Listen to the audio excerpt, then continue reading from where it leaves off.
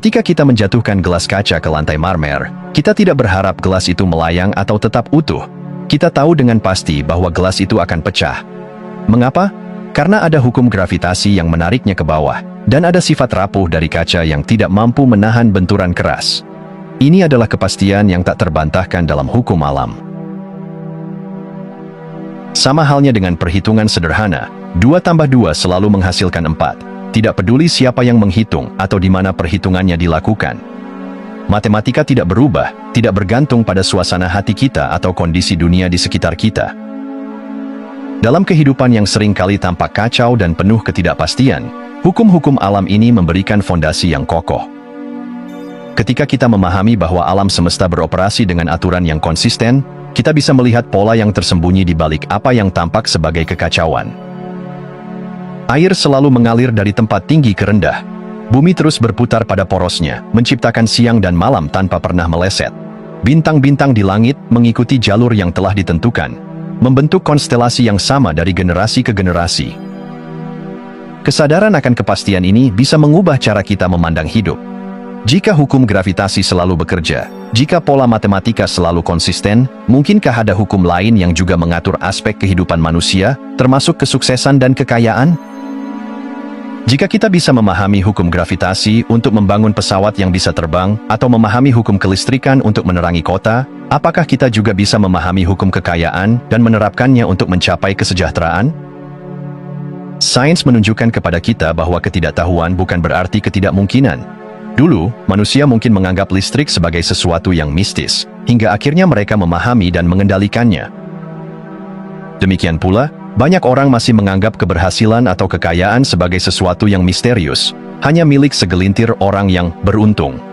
Padahal, bisa jadi ada hukum-hukum yang bekerja di baliknya, hukum yang dapat dipelajari, dipahami, dan diterapkan dengan cara yang sama seperti kita memahami hukum alam lainnya.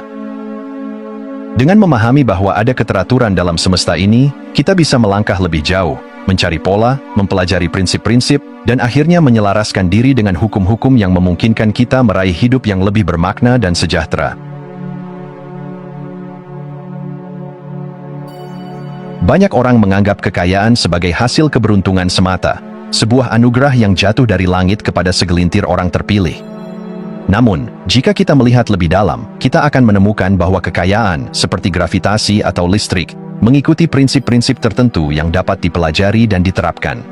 Sama seperti seorang ilmuwan yang memahami hukum alam untuk menciptakan penemuan baru, kita pun bisa memahami hukum kekayaan untuk menciptakan kehidupan yang makmur. Kekayaan bukan sekadar tentang bekerja lebih keras. Jika kerja keras adalah satu-satunya syarat untuk menjadi kaya, maka para buruh yang bekerja dari pagi hingga malam seharusnya menjadi miliarder. Namun kenyataannya, kekayaan lebih berkaitan dengan cara berpikir dan tindakan yang selaras dengan hukum kelimpahan. Ada pola, strategi, dan prinsip yang telah diterapkan oleh mereka yang berhasil membangun kekayaan berkelanjutan. Salah satu prinsip utama dalam penciptaan kekayaan adalah kesadaran bahwa segala sesuatu dimulai dari pikiran. Orang kaya berpikir dalam kerangka kelimpahan, bukan kelangkaan. Mereka melihat peluang di mana orang lain melihat rintangan. Mereka memahami bahwa uang bukanlah tujuan akhir, melainkan alat yang dapat digunakan untuk menciptakan nilai dan kesejahteraan bagi lebih banyak orang. Lebih dari sekadar strategi finansial, ada prinsip spiritual yang mendasari penciptaan kekayaan sejati. Kekayaan yang berkelanjutan tidak dibangun di atas ketakutan atau keserakahan, tetapi di atas rasa harmoni dengan diri sendiri dan alam semesta. Ketika seseorang selaras dengan nilai-nilai integritas, inovasi, dan kontribusi, uang akan mengalir sebagai konsekuensi alami dari nilai yang diberikan kepada dunia. Orang-orang yang benar-benar kaya memahami bahwa uang hanyalah cerminan dari nilai yang mereka ciptakan. Mereka tidak mengejar uang untuk sekadar menumpuknya, melainkan untuk menggunakannya sebagai alat untuk mencapai tujuan yang lebih besar, kebebasan, kesejahteraan, dan dampak positif bagi sesama. Dengan memahami bahwa kekayaan adalah ilmu yang dapat dipelajari, kita membuka pintu bagi kemungkinan tak terbatas. Kita tidak lagi merasa menjadi korban keadaan, tetapi menjadi arsitek kehidupan kita sendiri. Seperti seorang ilmuwan yang bereksperimen dengan hukum alam, kita pun bisa bereksperimen dengan prinsip-prinsip kekayaan, menguji, belajar, dan terus berkembang hingga kita menemukan formula yang bekerja untuk kita.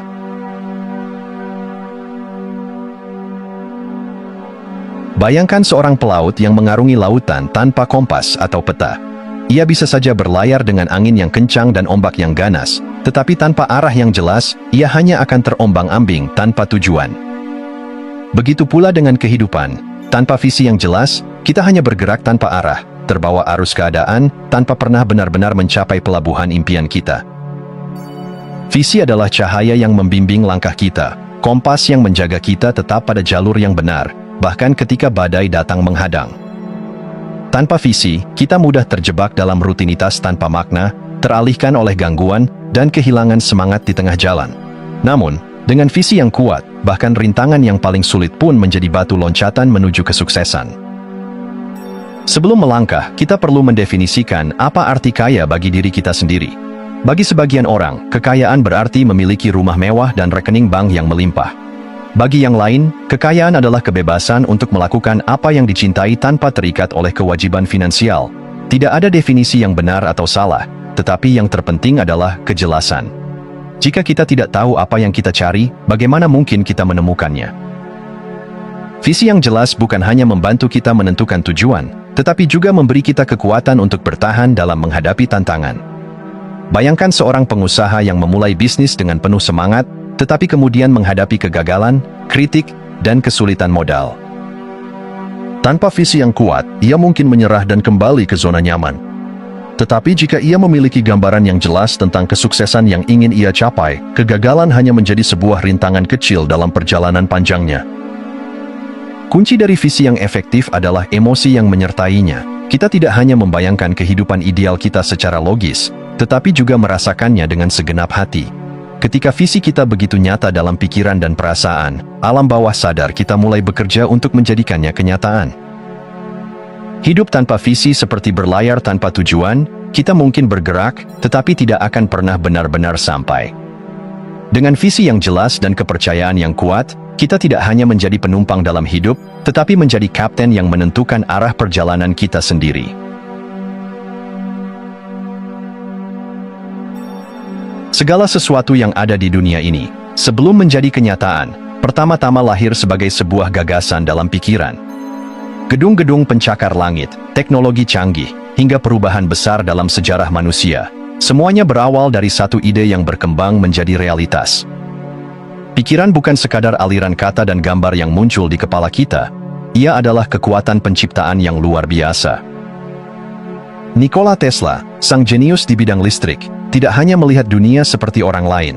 Ia membayangkan, merancang, dan menguji eksperimennya dalam pikirannya sebelum membangun apapun di dunia nyata. Ini adalah bukti bahwa dunia batin kita adalah tempat pertama di mana penciptaan terjadi. Jika kita ingin mengubah hidup, kita harus mulai dari tempat yang paling mendasar, pikiran kita sendiri. Pikiran kita bergetar pada frekuensi tertentu, dan setiap getaran itu menarik realitas yang sesuai dengannya. Jika kita selalu berpikir tentang kegagalan, kekurangan, dan ketidakberdayaan, maka dunia di sekitar kita akan mencerminkan keyakinan itu. Sebaliknya, ketika kita melatih pikiran untuk fokus pada pertumbuhan, kelimpahan, dan kemungkinan tak terbatas, kita mulai menarik peluang yang sebelumnya tampak tidak terlihat. Hukum tarik-menarik bukan sekadar konsep spiritual tanpa dasar. Ia bekerja selaras dengan bagaimana otak kita memproses informasi. Pikiran yang dipenuhi dengan keyakinan positif akan mulai mencari bukti dari dunia luar yang mendukung keyakinan itu. Ini seperti saat kita ingin membeli mobil tertentu. Tiba-tiba kita mulai melihat mobil itu di mana-mana. Padahal sebelumnya, mobil tersebut sudah ada di jalanan, tetapi karena fokus kita belum terarah, otak kita tidak menyadarinya. Maka, jika kita ingin menciptakan kehidupan yang lebih baik, kita harus memulainya dengan menciptakan gambaran yang jelas dalam pikiran kita. Apa yang benar-benar kita inginkan? Bagaimana rasanya ketika kita mencapainya? Kita harus berpikir, merasakan, dan meyakininya seolah-olah sudah menjadi kenyataan. Kehidupan bukan hanya tentang apa yang terjadi pada kita, tetapi tentang bagaimana kita menciptakan dan menanggapi realitas. Ketika kita memahami bahwa segala sesuatu berawal dari pikiran, kita menyadari bahwa kita bukan korban keadaan, melainkan arsitek kehidupan kita sendiri.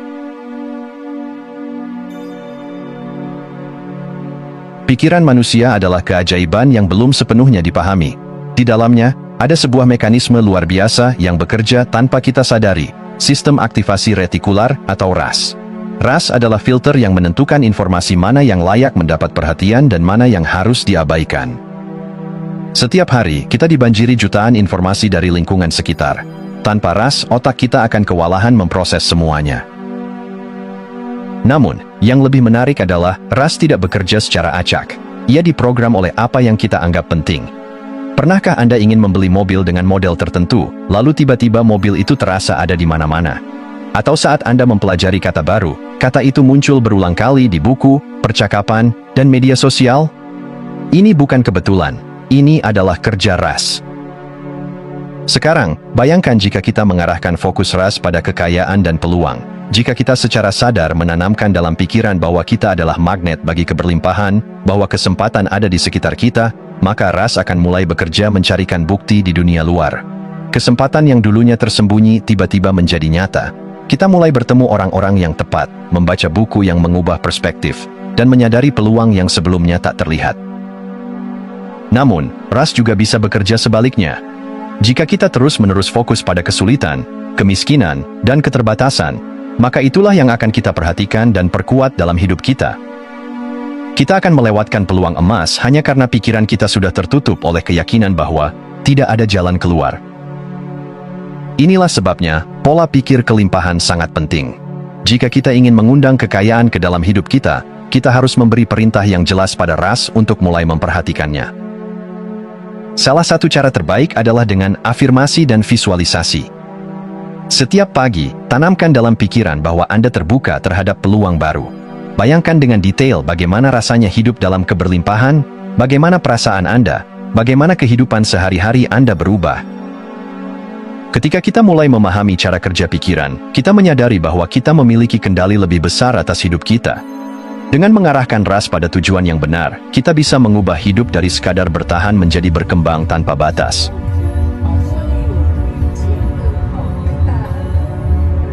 Banyak orang terjebak dalam dua ekstrim dalam mengejar kekayaan. Sebagian hanya mengandalkan kerja keras tanpa memahami aspek spiritual, sehingga mereka terus berjuang tetapi tetap merasa kosong dan lelah. Sementara itu, sebagian lainnya hanya fokus pada spiritualitas, berharap kekayaan datang dengan sendirinya tanpa tindakan nyata. Keseimbangan antara keduanya adalah kunci sejati menuju keberlimpahan. Kerja spiritual adalah fondasi yang membentuk pola pikir dan energi kita. Ini mencakup keyakinan, niat, dan keselarasan batin dengan kelimpahan.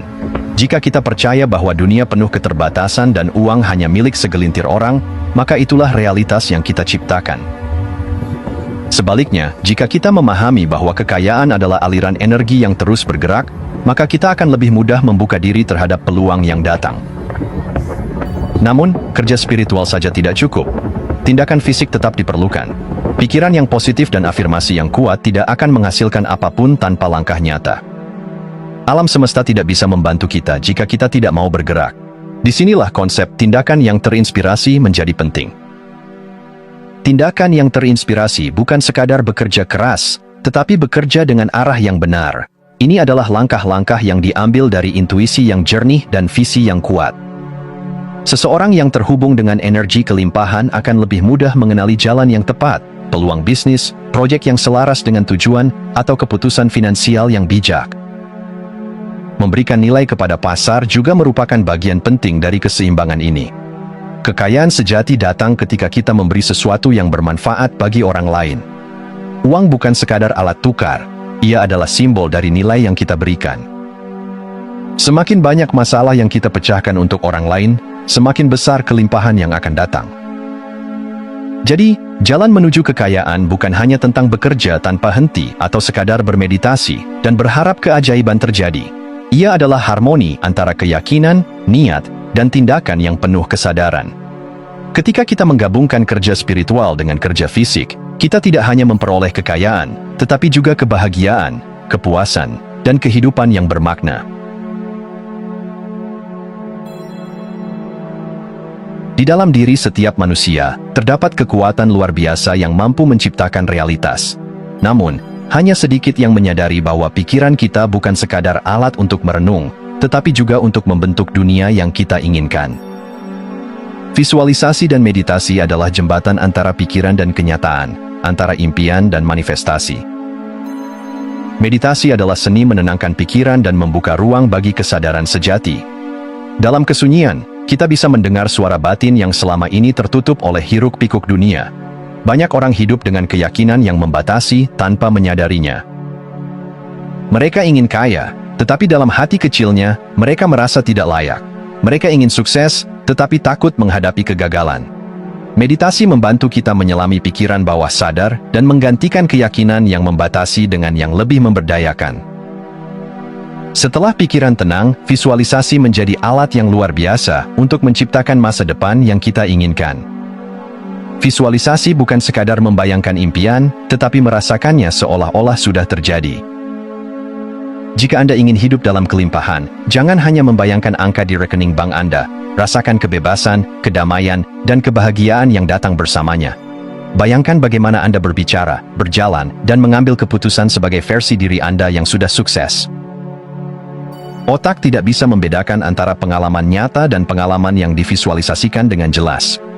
Ketika Anda membayangkan sesuatu dengan emosi yang kuat, otak mulai mempercayainya sebagai kenyataan. Dari sinilah keajaiban terjadi. Anda mulai bertindak dengan cara yang berbeda, menarik peluang baru, dan membuat keputusan yang lebih selaras dengan impian Anda. Namun, visualisasi bukan tentang melamun tanpa tindakan. Ia adalah alat untuk menyelaraskan energi kita dengan realitas yang ingin kita ciptakan. Ketika pikiran, emosi, dan tindakan selaras, alam semesta bekerja sama untuk mewujudkan impian kita. Jadi, luangkan waktu setiap hari untuk bermeditasi dan memvisualisasikan kehidupan yang Anda inginkan. Bukan sebagai seseorang yang sedang berharap, tetapi sebagai seseorang yang sudah memilikinya dalam realitas batinnya. Karena pada akhirnya, dunia luar hanyalah cerminan dari apa yang ada di dalam diri kita. Di dunia yang penuh dengan keinginan dan ambisi, kita sering merasa bahwa kebahagiaan baru akan datang setelah kita mencapai sesuatu, lebih banyak uang, kesuksesan yang lebih besar, atau kehidupan yang lebih nyaman. Namun, paradoks kehidupan adalah bahwa kelimpahan sejati tidak datang setelah kita memiliki segalanya, tetapi setelah kita belajar menghargai apa yang sudah ada. Rasa syukur bukan hanya emosi, tetapi juga energi yang mengubah cara kita melihat dunia. Ketika kita fokus pada apa yang kurang, kita memperbesar kekurangan tersebut dalam hidup kita. Namun, ketika kita fokus pada apa yang sudah kita miliki, kita membuka diri terhadap lebih banyak hal baik yang datang. Apa yang kita syukuri akan berkembang. Bayangkan dua orang dengan kehidupan yang serupa, pekerjaan yang sama, pendapatan yang sama, lingkungan yang sama. Yang satu terus mengeluh tentang apa yang tidak ia miliki, sementara yang lain setiap hari bersyukur atas hal-hal kecil yang sering diabaikan. Kesehatan, udara segar, makanan di meja, atau sekadar senyuman dari orang terkasih. Siapa yang hidup dengan lebih bahagia? Siapa yang akan menarik lebih banyak kelimpahan? Rasa syukur menciptakan resonansi energi yang selaras dengan kelimpahan. Ketika kita benar-benar bersyukur, kita mengirimkan sinyal ke alam semesta bahwa kita siap menerima lebih banyak. Bukan karena kita menginginkan lebih, tetapi karena kita telah belajar menghargai apa yang ada. Salah satu cara paling efektif untuk menumbuhkan rasa syukur adalah dengan membuat jurnal syukur. Setiap hari, luangkan waktu untuk menuliskan 10 hal yang Anda syukuri. Tidak harus hal-hal besar, bisa sesederhana menikmati secangkir teh hangat, mendengar suara burung di pagi hari, atau memiliki tempat tidur yang nyaman. Lama-kelamaan, Anda akan mulai melihat dunia dengan cara yang berbeda. Dalam perjalanan menuju kelimpahan, rasa syukur adalah fondasi yang tak tergantikan. Ia bukan hanya mengubah cara kita berpikir, tetapi juga mengubah cara kita berinteraksi dengan kehidupan. Ketika kita benar-benar bersyukur, kita tidak hanya hidup dalam kelimpahan, kita menjadi kelimpahan itu sendiri.